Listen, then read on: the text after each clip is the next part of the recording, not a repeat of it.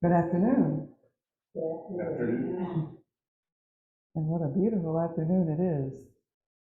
At least here in Syracuse. I know some of you on Zoom may be in places where it's not quite so sunny as here, but we're enjoying, it seems to be a bit of an unusual sunny day here for this Hoen-ji spring session. I can see the leaves getting a little bigger every time I go by the quince. It seems to be, starts with the fingernail and then they're just starting to expand. So real feeling of spring, and the service berries, the flowers are about to open. So, of course, I would like to begin with gratitude. First to our teacher and abbot, Shinge Roshi, and of course to Shigan Roshi, Hokuto Sensei, our other teachers, and to this amazing Sangha that we have here at Hoen-ji, and also the threefold Sangha, everyone on Zoom, all over the world. So thank you.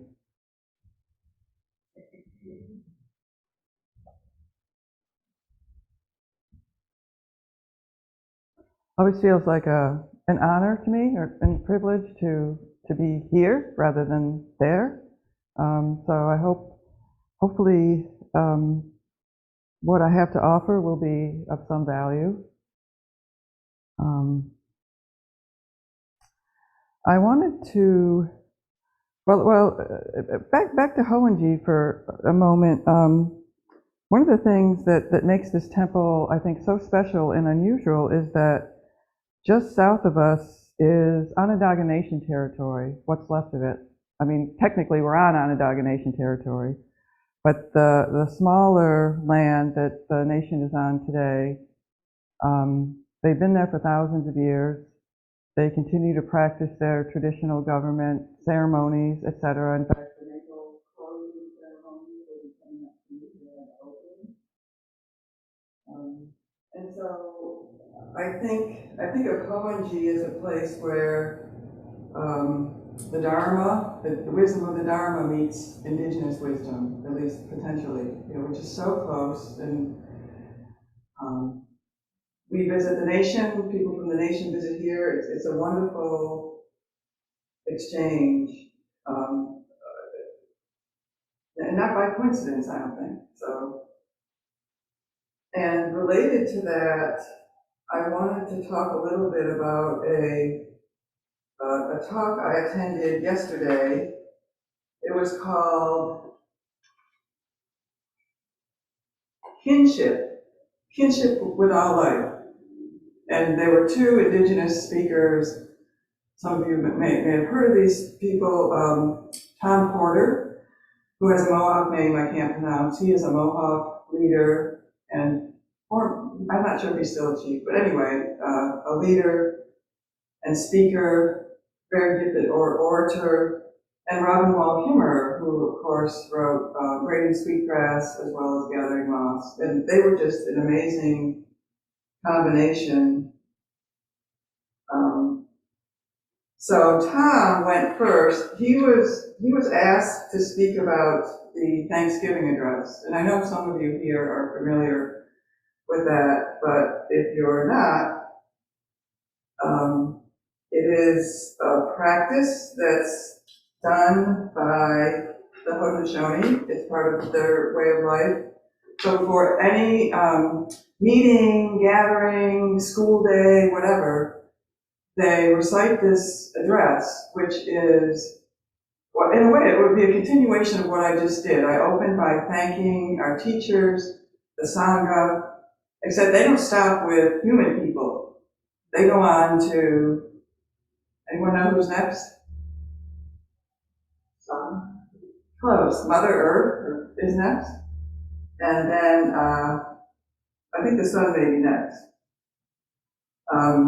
The Earth Mother, the waters, the plants, the food plants, the medicine herbs, so that's 3 plants, the trees, so plants must be really important, right? 4 groups of plants, the birds,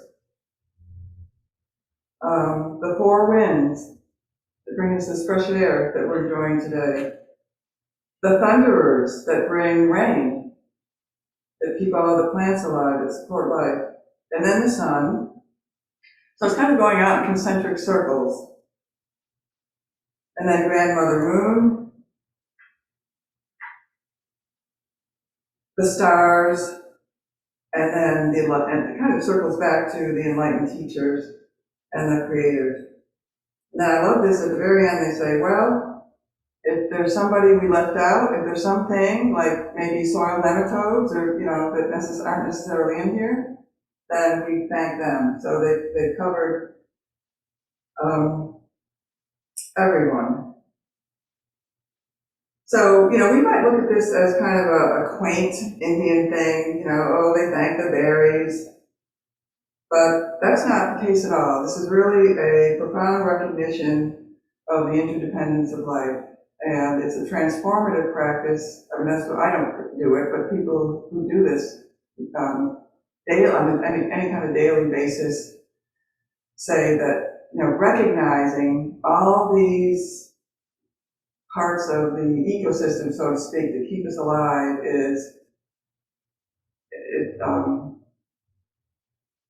it increases, first of all, it increases your appreciation for those ecosystem parts, but it also kind of brings us to this profound recognition of interdependence, actually very similar to Buddhist ideas of codependent arising, Indra's net. Of course, we are absolutely dependent. Is anyone breathing? And where does the oxygen come from? Right? We're breathing the exhalations of plants, and plants are breathing our exhalations, as well as our fossil fuel exhaust, but that's kind of another subject. So, I mean, it gets to this question of identity, really. And so, actually, Robin Kimmer started off by saying, she said, I'm not who you think I am. And we thought, oh, she's going to tell us some secret. But she said, yeah, I get this oxygen, this exhalation of plant kin. I have thousands of microbes in my gut. I'm just full of these life forms. I have fungi on my skin. I have, we have these little mites that inhabit our eyebrows. I mean, we're just these conglomerations of other life forms.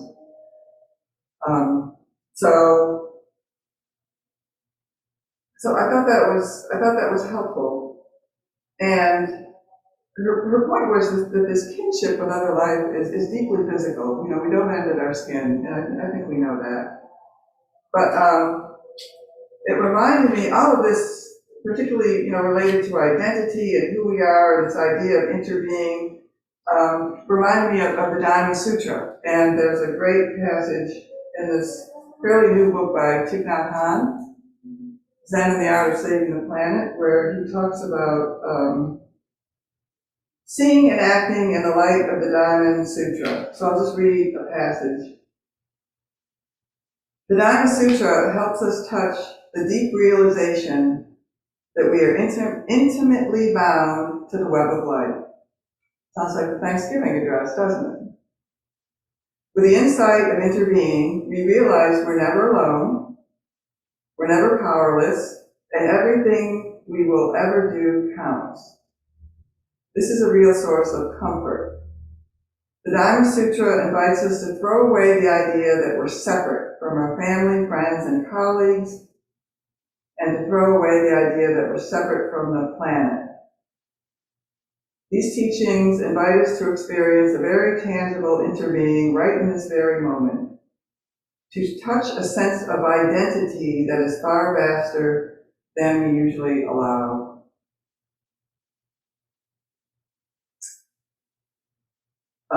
And then it goes on, in the widest sense, the Dharma Sutra helps us transcend any tendencies to have a superiority complex about humans being exceptional or distinct from the world around us, as well as the tendency to have the opposite, an inferiority complex about being too flawed by our human nature to be able to help. We are neither. Realizing this can be humbling and empowering. And he goes on, for example, throw away the idea that our contribution begins and ends with this lifespan.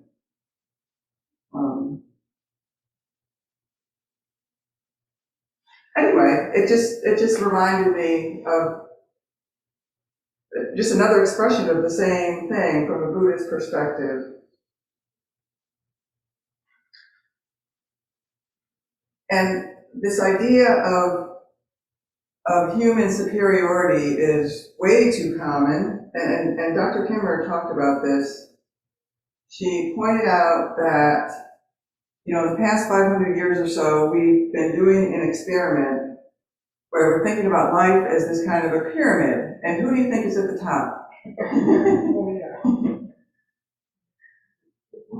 Right.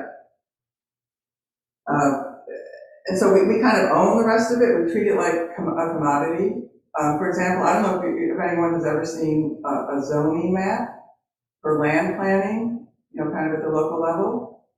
You see like residential, commercial, industrial, agriculture.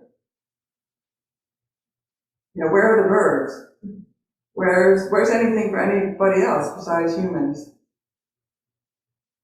And yet this is how we do our business daily, in terms of how we treat land. We treat it as property, and that's one thing she talked about. And of course, this is serious because we're losing species. Robin said 200 species a day. I don't need to tell this group that we're in this climate crisis with fires getting huge and storms becoming more extreme. Even here where we feel relatively safe, like we don't so far have these big fires. One thing that climate change is doing to one way it threatens our drinking water is through harmful algal blooms by raising the temperature of lakes like Skinny-Atlas Lake. So it's affecting all of us, and I think we know that. So they both talked about indigenous worldviews as medicine for these kind of problems. And I would add Buddhist worldviews as medicine, particularly this notion of no self, of this interdependence, where it's not like we're at the top and we own everything. We're just one species among many. And Robin also talked about this idea of language, and in Potawatomi language, you don't refer to trees or birds or even the earth or even like Onondaga Creek as an it. It would be a person, maybe a he, maybe a she. So there's this idea of the personhood of all beings, which changes the relationship. So it kind of got back to the focus, what they were talking about, this kinship with all of life, not just human life.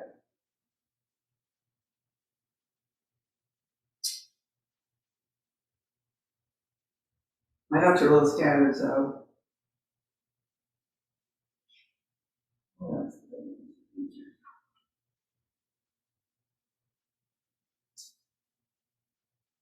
Oh, and I want a little bit more about what we're dealing with.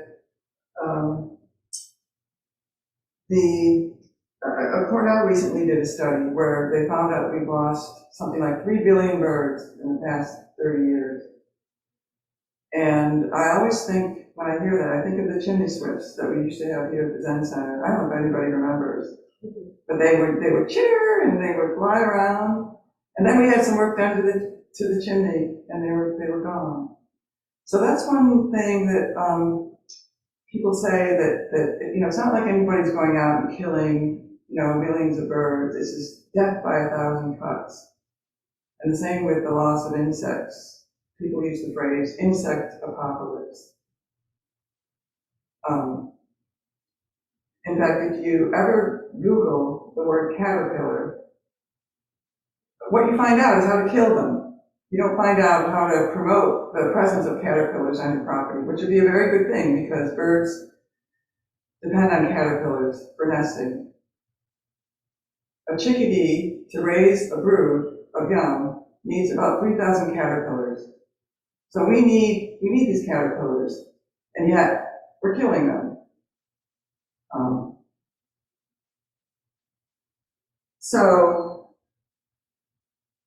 And I want to say too, if death by 1,000 cuts, many small bits, we fix our chimney or whatever, since they redid the Seneca Turnpike Bridge, we don't get barn swallows anymore. So if we lose things that way, well, maybe we can get them back that way, right? And that was the point of the passage in Thich Nhat Hanh, that everything we do counts. And I'm not sure what we can do with our chimney and whether the swifts will come back, but if you even just, planting a native plant garden or planting a tree, preferably a native species, because that's where you get the caterpillars, that's going to make a big difference. So small steps count. I want to say a little bit more about what Tom Porter said. So he was asked to speak about the Thanksgiving address, and he didn't really exactly. He talked about creation from the Haudenosaunee perspective, and some of you may have heard this creation story, but basically you have this woman, sky woman, who falls through a hole in the sky, and she's falling, and she's caught by birds, by Canada geese. So they catch her, she falls, and then so they're kind of looking for a place where she can land, and they see a turtle. So they bring her down to this turtle's back. So some of you may have heard the idea that this is not North America, named after some Italian explorer. This is Turtle Island. And he talked about how, so the Sky woman was pregnant and she had a daughter. The daughter unfortunately was killed in childbirth, but from her head came corn, beans, and squash. From the middle of her body came vines and potatoes. And from her heart, what plant do you think? Very sacred plant to the Haudenosaunee, to Native people in this continent. Yeah. Tobacco. Yeah, it's interesting because tobacco, we think of if I were to smell tobacco here, I would panic. And yet that's kind of the native incense of this continent. He said that, when he had a wall in front of him, couldn't go on, and a wall to the right, couldn't go on, wall to the left, wall behind him, he would offer a little tobacco, and the smoke, just like our incense rises, the smoke rises, and so many times, a miracle would happen, and he would receive help. So I'm not suggesting we start burning tobacco,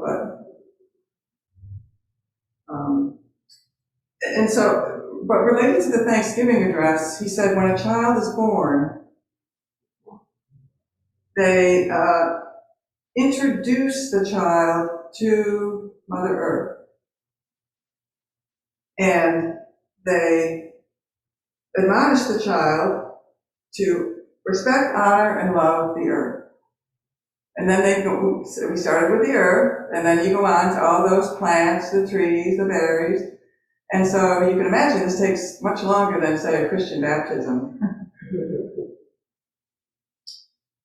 And the women name the child, and the name they give them kind of sets their identity for life. So that's the idea. So, for example, I know someone down in the nation, her name is she who takes care of things. And that's what she does pretty much 24/7 is take care of things.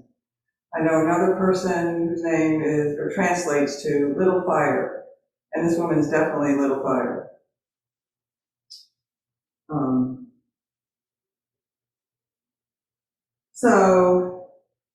So yeah, that's what he talked about. He talked about this creation story, and then the way a child is kind of set on this path from the very beginning, and right from and I think this is very soon after birth. They start hearing this Thanksgiving, and they're taught to respect, honor, and love Mother Earth.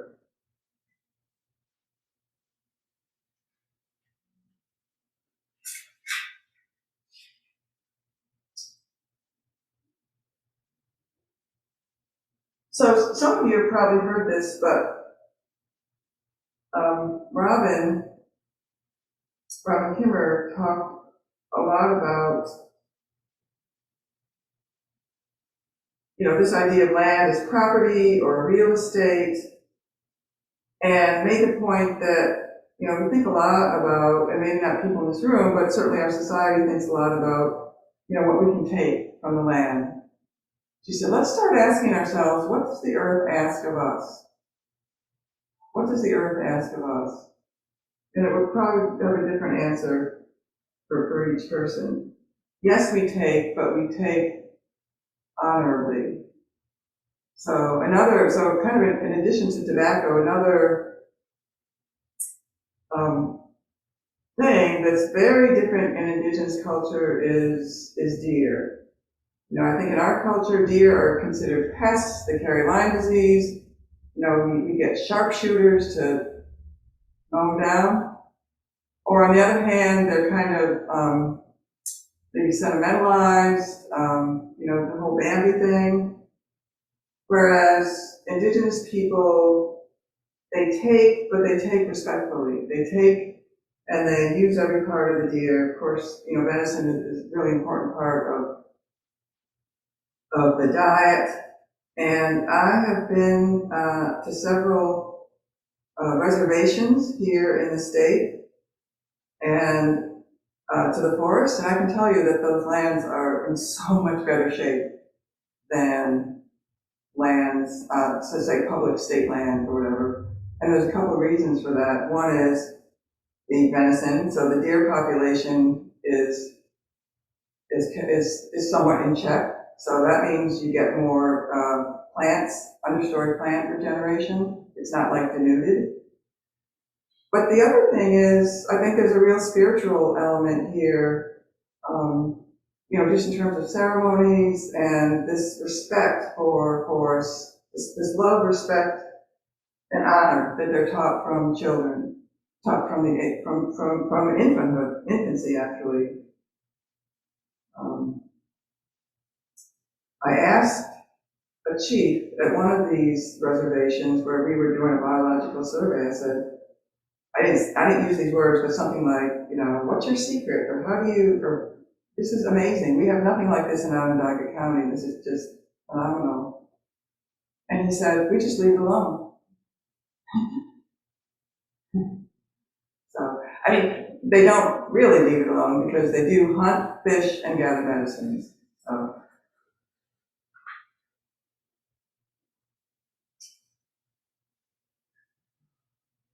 Let's see if there's anything else.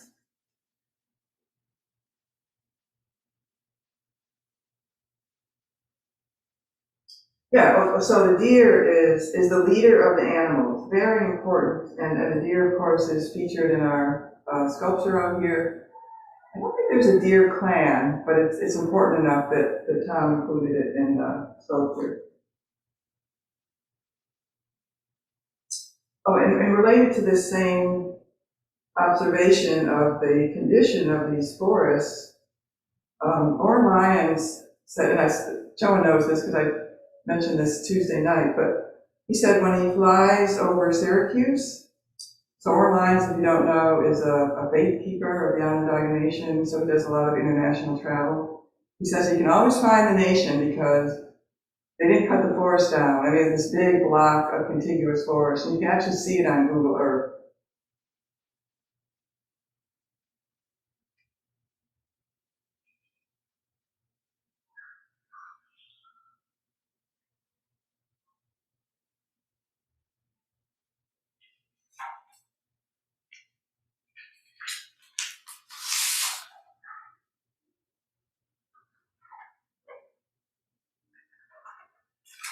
And kind of in this vein, I wanted to read something from this. This is Haudenosaunee position on climate change. It's a little dated, but it still applies. The cosmology of the earth being our mother is a critical part of our consciousness. We urge everyone who hears Mother Earth as a new concept to begin the process to internalize the cosmology into the cultural consciousness of their societies. So they're saying, let's not treat the earth as a thing. Let's respect the fact that the earth gives us life. The earth is our mother. The spiritual consciousness of the world community needs to express thanksgiving for all of creation, beginning with our Mother Earth at every gathering as a humble expression of our dependence on creation. So they're saying, we will share this Thanksgiving address with you.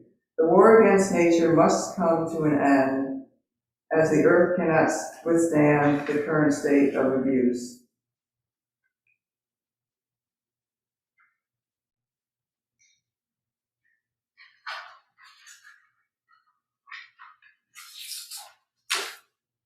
So I've been talking a lot about the nation and indigenous teaching, but I do think, I know that our Dharma teachings are also very powerful, important medicine. They certainly are for me personally, in terms of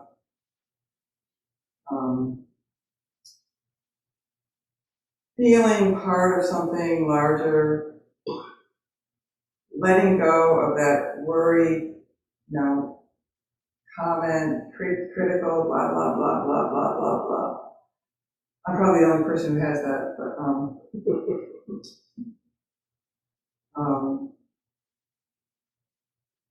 and I think that we here at Hoen-ji at least I think we practice at least some of what Dr. Kimmer and Tom Porter are advocating.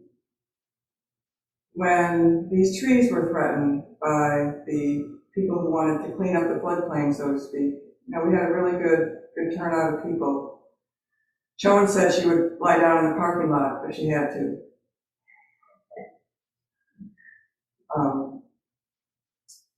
But showing up is so important.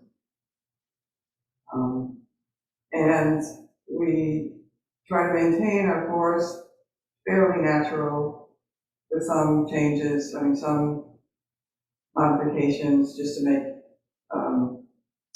make it a little more accessible, to provide some aesthetic improvement. There's a lot I could say about that, but I think we do, and I think our practice, certainly for me, is also a way to experience that interdependence and then to be inspired to act on it as well. And I know I haven't been part of it, but I know there's been a climate change group that's been, talking about, learning about climate change and talking about solutions.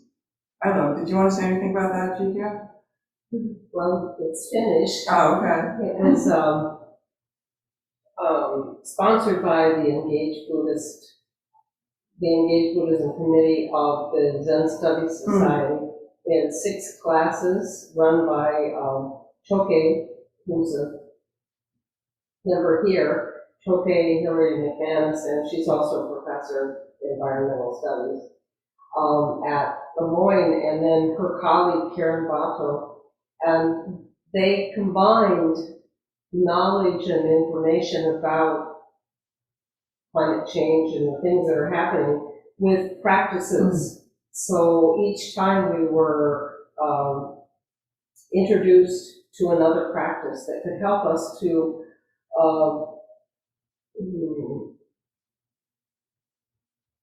better accept, or I guess accept is a good word, because you can't accept it.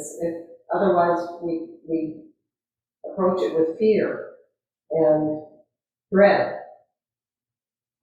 So it was very good, and we're continuing with that. Good, thank you.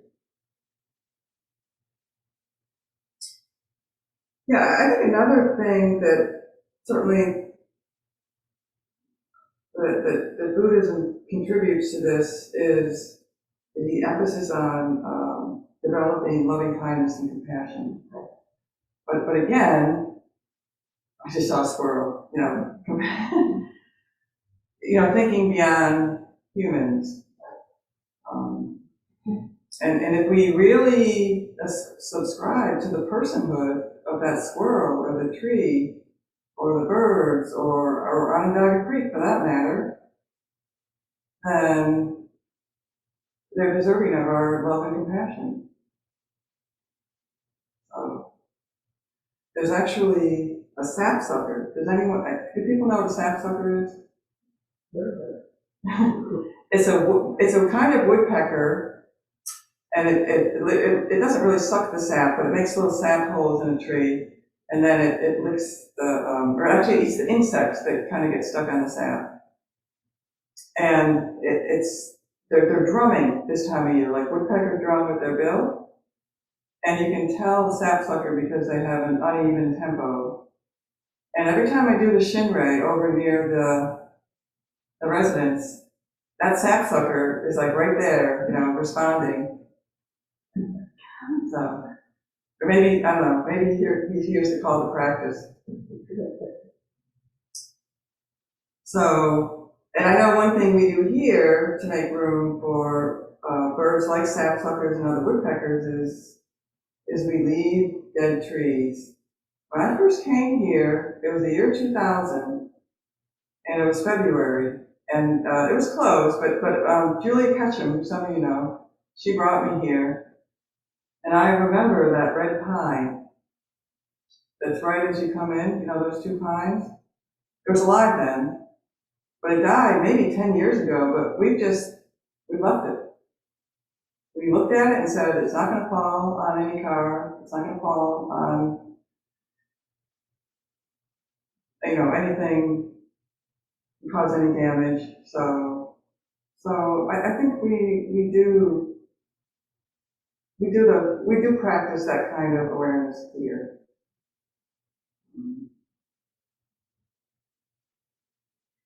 And speaking of trees too, I always appreciate when you have the windows shades up, because I feel like I'm in a Jedi grove, so to speak. I don't think it's any coincidence that a sutra like the Diamond Sutra, which is so clear about this, no separated individuality, no being, no person, no, I can't remember it all. We'll hear it tomorrow. That came out of a forest. I think that's just no coincidence. And I know sometimes when I'm playing the makugyo and my arm's getting tired, and I'll look at the trees and I just take in the energy from the trees, and they just give me strength. So it can be a very rich relationship, and I'm sure people here probably have stories also. Trees or birds or dogs or cats or whatever. So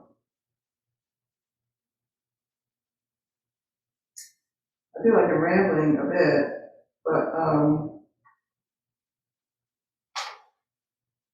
I don't have much more. Does anybody want to add anything or ask a question?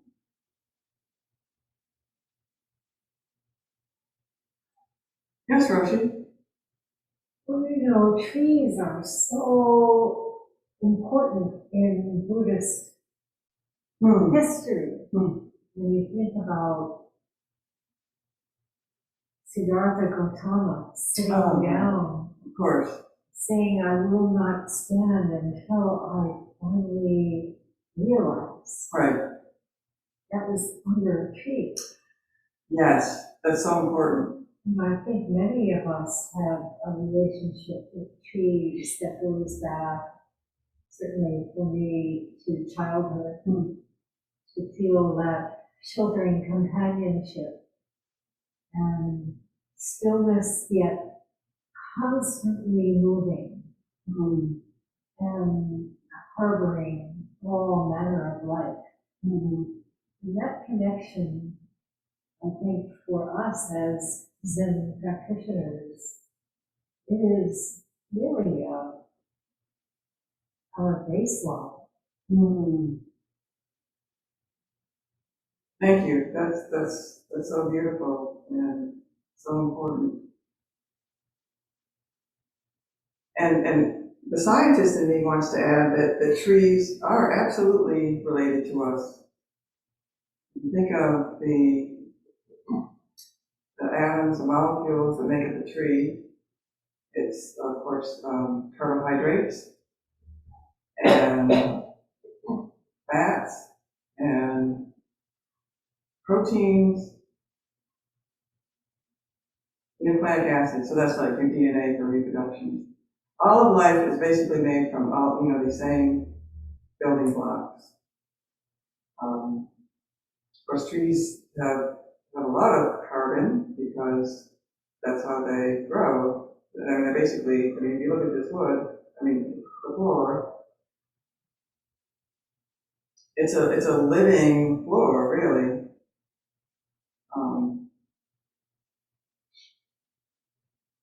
Yeah, so as Robin Kimmer said, on a very physical level, we have that kinship as well as spiritual, of course.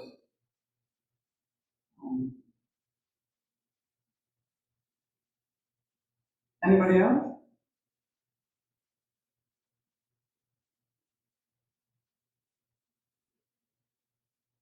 So, as part of our Wednesday night work on the environment that this group has been doing, we listened to a video where the teacher Thich Nhat Hanh. I don't mean this to sound depressing, because the way he put it ended up not being depressing.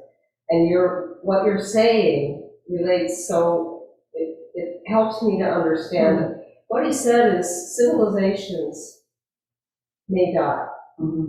Civilizations have died. He said 5 times.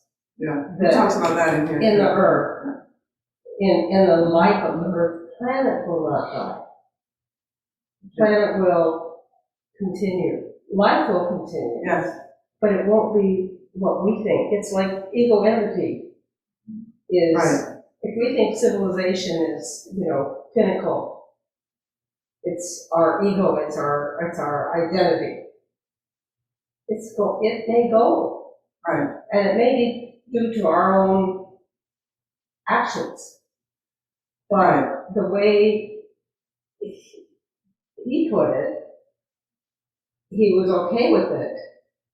I mean, it's like, it's how it is. And what you're saying helps me to accept that at a deeper level, because really, we won't die. I mean, I'll die. But we'll be here in another form, we'll be other forms. And it's all us in a sense, or we're all it. I don't know. Yeah, no, I think what you're saying makes total sense.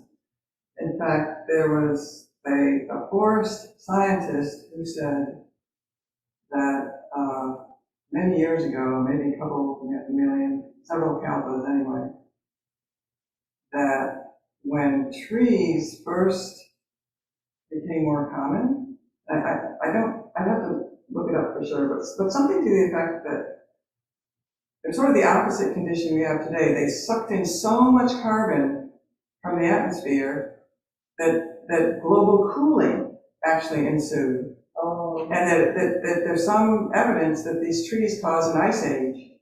And so the author of the book says, you know, we're causing warming, trees cause an ice age. Well, maybe it's not such a big deal. And I don't mean to say at all that we should continue our squandering of fossil fuel resources. You know, I mean, basically, just like squandering is the best word I can think of, like an inheritance. Just I'm not condoning that, but there could be something bigger. I guess is all I'm saying, and maybe related to what you're talking about.